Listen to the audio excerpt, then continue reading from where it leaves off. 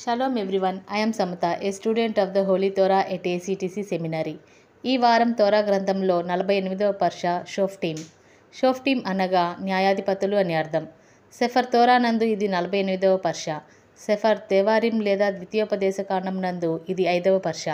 ఈ పర్ష యొక్క మొదటి అలియ వాక్య భాగములు సెఫర్ దేవారిం లేదా ద్వితీయోపదేశకాండము 16వ అధ్యాయం 18వ వచనం నుండి 17వ అధ్యాయం 13వ వచనం వరకు.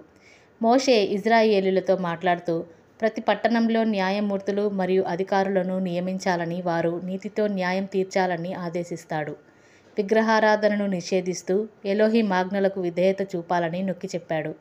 ఎవరైనా విగ్రహారాధనకు పాల్పడితే దానిని జాగ్రత్తగా పరిశీలించి సాక్ష్యం ఆధారంగా తగిన శిక్ష విధించాలని ఆయన చెప్పాడు.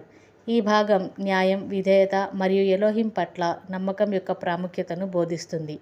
ప్రియులారా, ఇలాంటి మరిన్ని తోరా పాఠాలను తెలుసుకోవడానికి మా యూట్యూబ్ ఛానల్ను సబ్స్క్రైబ్ చేయండి. షాలోమ్ లెహిత్రోత్.